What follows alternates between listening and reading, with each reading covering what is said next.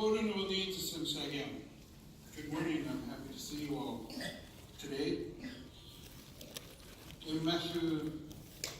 There are some major issues facing our language group, Sm'algyax, the language of the Tsimshian.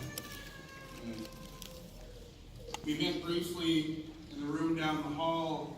There was about a dozen or so language learners and warriors of Sm'algyax, and one fluent speaker, Medea, our hero, John Reese.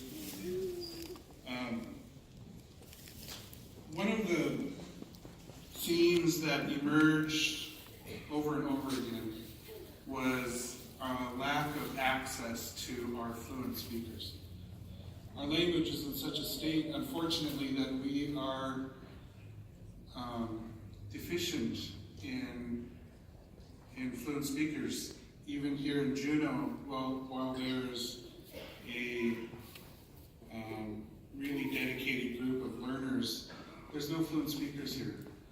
So one of the solutions that they've done, however imperfect, has been to utilize modern technology, the internet, telephone, computers, to bring in fluent speakers via multimedia experience. And that was an inspiring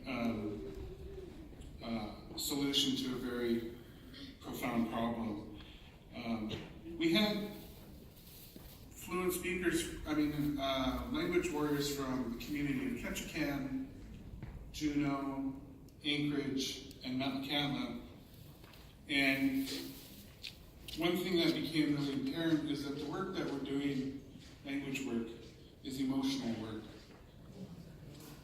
The entire spectrum, the whole gamut of emotions, from overcoming historical trauma, lateral violence, colonial oppression, cultural trauma, on the one hand, and on the other hand, this work is really healing too. So it fills our hearts to be able to work on our language, but there are challenges. There are incredible challenges. The border came up again, and I want to just touch on that for a moment, because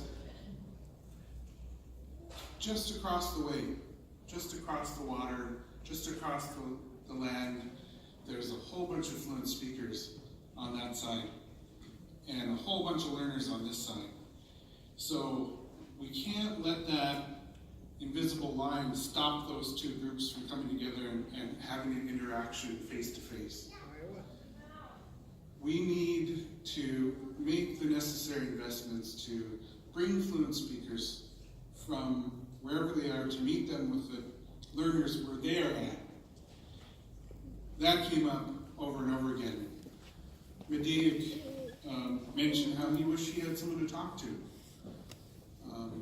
And we wish that too. We need to remember that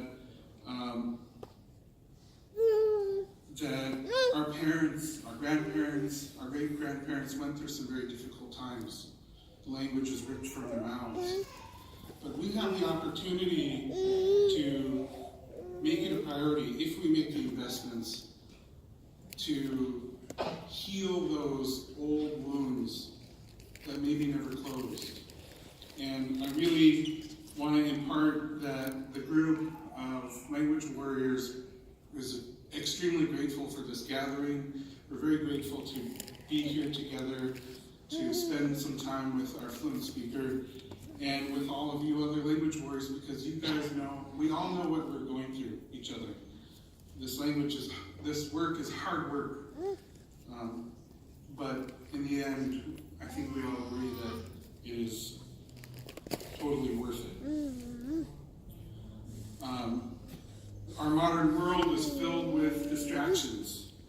So meeting together like this can allow us to refocus and redouble our efforts into what ought to be the number one goal, which is to rapidly create new, young, fluent speakers. That has to be priority number one. Schools are good. They're totally essential, immersion settings, but if you don't have people to teach, then you don't have an immersion program. So I'll just end there, and I just want to say how proud I am of our language learners. I'm very proud to hear our language in the air, filling the air, so that the people can hear our voices.